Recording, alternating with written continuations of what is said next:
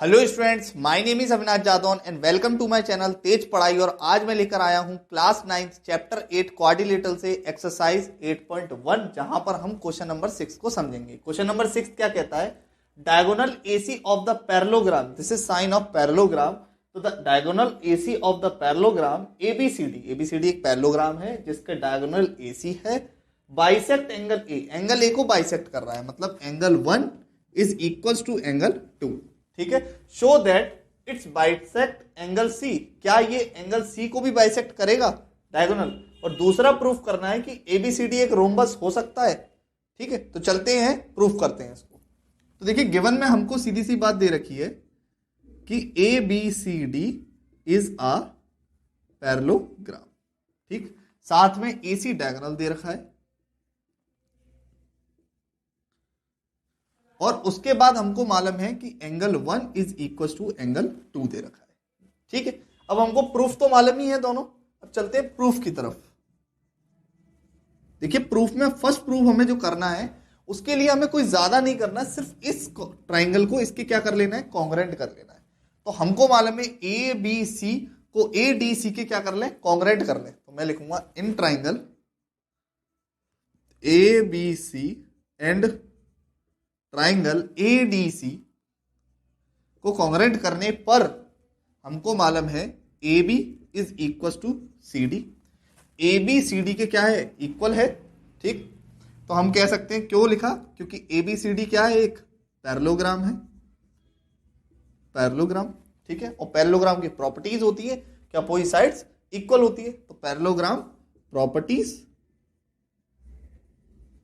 अब इसके बाद दूसरा पॉइंट क्या है कि दूसरा पॉइंट ये है कि सी दोनों में क्या है, कॉमन है, क्योंकि इस ट्राइंगल में भी आ रहा है और इस ट्राइंगल में भी आ रहा है।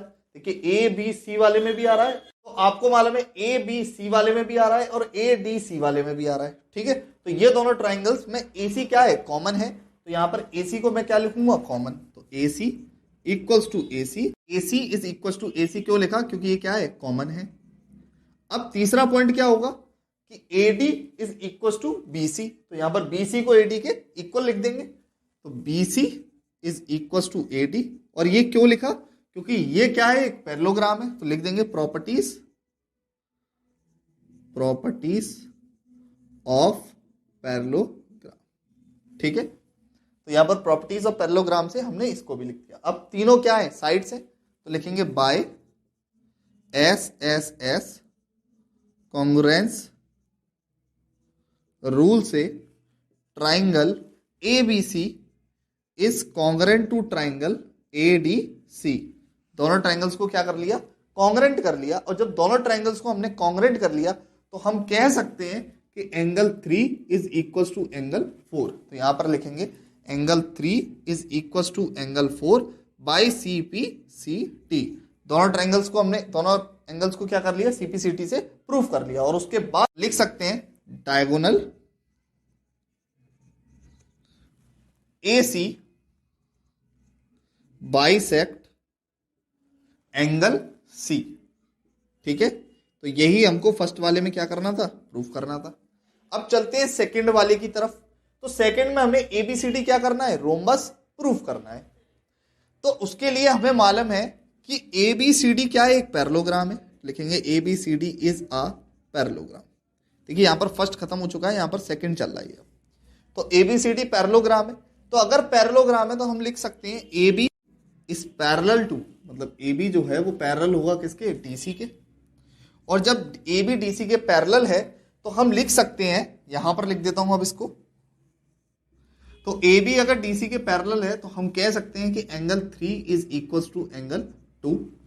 अगर ये क्या बनना है, अल्टरनेट एंगल बनना है, तो यहां पर लिखेंगे अल्टरनेट एंगल। और अल्टरनेट एंगल की वजह से 3 और 2 आपस में इक्वल हो चुके हैं।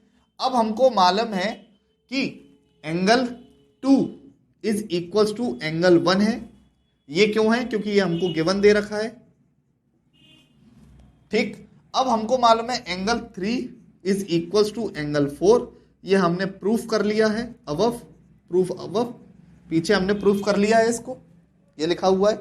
अब आपको मालूम है कि जब ये सब आपस में इक्वल है तो हम कह सकते हैं कि angle 1 is equals to angle 3 by equation first, यहां पर डाल दीजिए फर्स्ट इक्वेशन और यहां पर डाल दीजिए सेकंड इक्वेशन। तो फर्स्ट और सेकंड की मदद से, क्योंकि एंगल 2 3 के भी इक्वल है और एंगल 2 1 के भी इक्वल है, तो एंगल 1 और 3 आपस में क्या होंगे, इक्वल होंगे। लिखेंगे bye equation first and second. और आपको मालूम है कि फर्स्ट और सेकंड कौन सी है, ये वाली। ठीक, अब एंगल 1 और 3 तो इक्वल हो गए, लेकिन हमको क्या करना है, रोमस प्रूफ। तो अगर 1 और 3 आपस में इक्वल हैं तो इनकी अपोजिट साइड्स भी आपस में क्या होंगी, इक्वल होंगी, ट्राइंगल के रूल से। तो लिखेंगे कि एंगल 1 के सामने वाली कौन है, डीसी, और एंगल 3 के सामने वाली कौन है, एडी। लिखेंगे sides opposite to equal angle are equal. तो यहां पर हमें पता चल चुका है कि डीसी एडी के क्या है, इक्वल है। तो सिमिलरली हम लिख सकते हैं कि एबी भी किसके इक्वल होगा, बीसी के।